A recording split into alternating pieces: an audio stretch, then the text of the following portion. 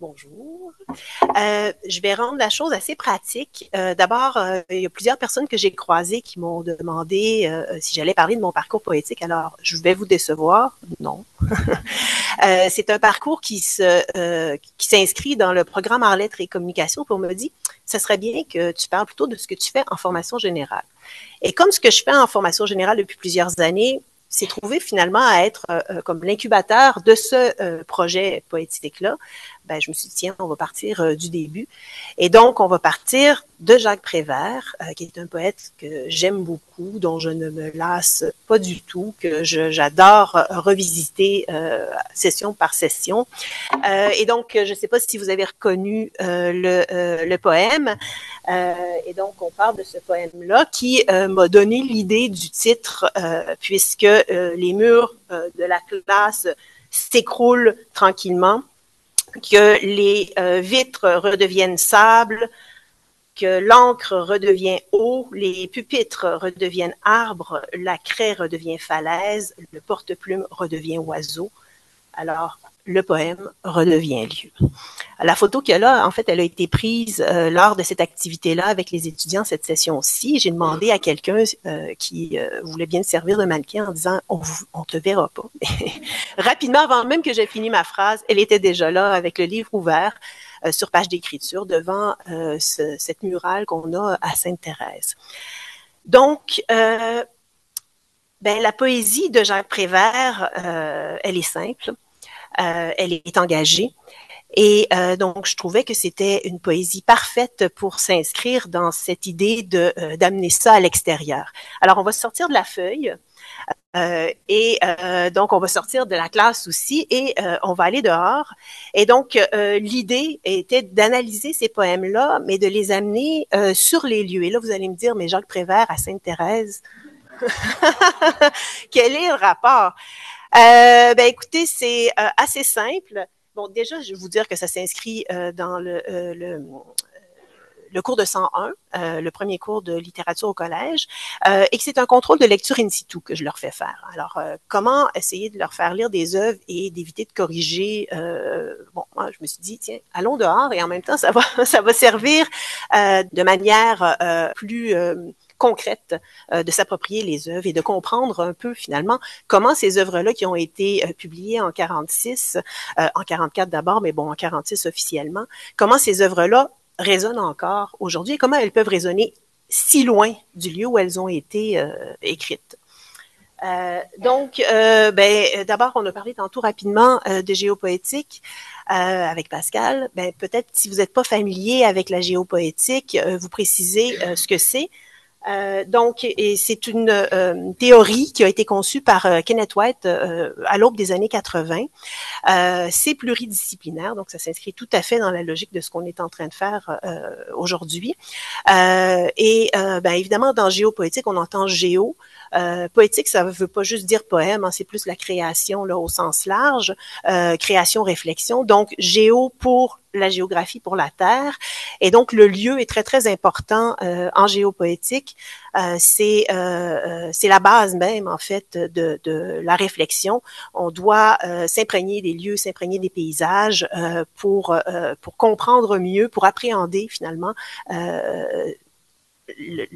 le lieu, comme je le dis, mais aussi qui nous sommes dans ce lieu-là. Je m'inspire notamment de Rachel Bouvet qui a écrit en 2016 vers une approche géopoétique. Et dans cette œuvre-là, elle parle justement de la lecture puisqu'elle applique la théorie de Kenneth White à des œuvres, notamment celle de Ségolène et de Le Clésio. Je vais l'appliquer un peu de manière très, très concrète à Jacques Prévert et à son recueil Paroles.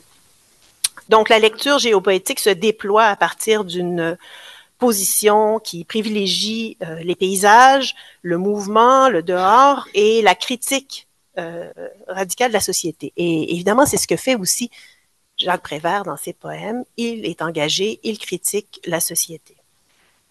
Et puis, c'est assez pratique parce que le collège Lionel Groulx, il est dans un ancien village et que les lieux dont parle Prévert, les lieux qui ont inspiré, qui incarnent les thèmes de Prévert, ils sont dans je vous dirais à peu près 1 kilomètre autour du collège. Et donc, quand on sort, ben, c'est facile d'aller à la rencontre de ces lieux-là et de trouver à incarner les poèmes très, très rapidement. Je ne sais pas quelle est la grosseur de vos groupes, mais quand on a de très, très gros groupes, c'est évident qu'on ne va pas sortir avec une trentaine d'étudiants faire le parcours. Donc, je vais séparer la classe en deux, voire la classe en trois, pour former des groupes entre 10 et 15 étudiants. Ben, comme le cours dure à peu près 2 heures, ben, ça va bien. On fait une déambulation d'à peu près 1 heure parce que, comme je vous disais, les différents lieux sont vraiment très, très près là, du collège. Donc, au départ, je leur donne un tableau. Ils ont un travail préliminaire en amont. Je cible des poèmes parce que, bon, évidemment, ils peuvent le lire au complet, mais on n'aura pas le temps de passer à travers tous les poèmes quand on va faire la déambulation. Donc, j'en ai ciblé à peu près une vingtaine et je leur envoie le tableau. Là, je vous ai donné un extrait de ce tableau-là. Je leur envoie par courriel, donc ils peuvent répondre directement à l'ordinateur ou bien ils peuvent l'imprimer, écrire à la main, bon, c'est eux qui décident, et ils doivent apporter ça le jour de la déambulation. Parce que, bon, évidemment, je ne m'attends pas à ce qu'ils se souviennent de tout ça par cœur. Hein. Et après, bon, là, j'ai quelques poèmes, mais il y en avait une vingtaine, là, j'ai pas tout mis. Et il y a aussi des questions concernant le style pour que, après avoir lu les 20 poèmes, ben, ils se disent quelles sont les figures de style qui reviennent le plus souvent, c'est quoi la tonalité, puis ils doivent me donner des exemples. Donc, ils arrivent le jour de la déambulation avec ce document-là. Et moi, j'ai ma tablette ici pour écrire et j'ai, si vous voulez voir des exemples, j'ai gardé les exemples des étudiants, donc ce qu'ils m'ont remis après la déambulation. Donc, vous avez un exemple ici pour que vous puissiez voir. J'en ai choisi un qui était écrit à la main, qui était quand même assez clair. Ça vous donne une idée. Le travail, des fois, il est très précis. Des fois, il est encore très préliminaire, mais rapidement, quand on est sur place, ils finissent par comprendre comment ça fonctionne. Et puis là, tout d'un coup, ça devient beaucoup plus spontané. Puis ils savent quoi dire. Ils lèvent la main spontanément. Mais bon, comment faire pour évaluer tout ça, puisque c'est un concours de lecture. Hein, il faut quand même avoir des critères précis. Et quand on arrive sur place, ben, il faut aussi que je sois préparée parce que ça va rouler vite et puis il faut que je les amène d'un lieu à un autre. Donc, le jour de la déambulation, l'idée, c'est de les amener sur des lieux emblématiques. Et ces lieux-là sont vraiment, vraiment très, très proches. On va lire des poèmes, je vais questionner à savoir quels sont les poèmes qui pourraient être incarnés par le lieu où on se trouve.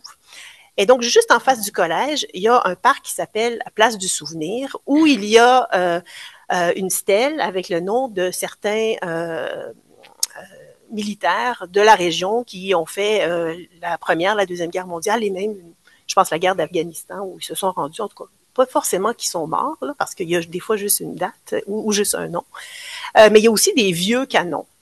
Fait qu'on débarque là et c'est très, très facile, bon, sachant évidemment ce que pense Prévert de la guerre, de voir que ce lieu-là incarne plusieurs poèmes de Prévert.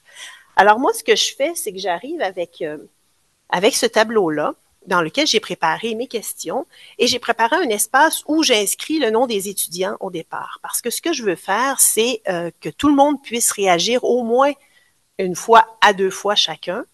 Et après ça, puisque rapidement ils comprennent comment ça fonctionne, ben ils lèvent la main spontanément et je note qui a répondu quoi et donc qui est le plus à même de répondre. Je laisse la chance à tout le monde aussi, là, quand même. Alors, on va dans ce lieu-là et moi, ce que j'ai préparé aussi pour être sûr que les choses sont bien puis que je ne perde pas le fil, ben, quels sont les poèmes qui pourraient s'incarner dans ce lieu-là et les titres que j'attends. Quand les titres ont tous été nommés, ou des fois, il y en a que j'avais oublié, puis ils me disent « Ah oui, c'est vrai, ça aussi, par tel vers pourrait s'incarner ici. » Ben là, on se déplace. Donc, on s'est déplacé vers le cimetière.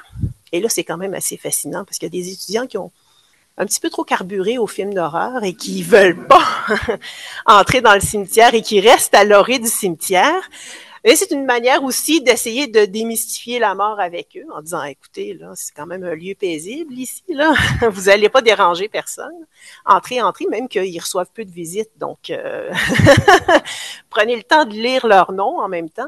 Et donc, même chose, je leur demande, ben, quel poème de Prévert pourrait s'incarner ici. Et donc, ils se mettent à nommer, une fois que j'ai fini d'interroger, parce qu'au départ, tu sais, je demande, par exemple, Gustave, quel poème tu penses qui pourrait s'incarner ici? Et donc, je passe mes questions, mais au bout d'un moment, une fois qu'on est passé par le cimetière, évidemment devant l'église, après ça, il y a un parc, donc un beau banc où le désespoir pourrait bien être assis, et on poursuit comme ça notre chemin jusqu'à, et ça c'est assez fabuleux, un centre qui s'appelle le Regain, et c'est un centre de réhabilitation sociale. Et donc là, on se dit, OK, il y a plein de poèmes aussi qui peuvent s'inscrire dans ce lieu-là.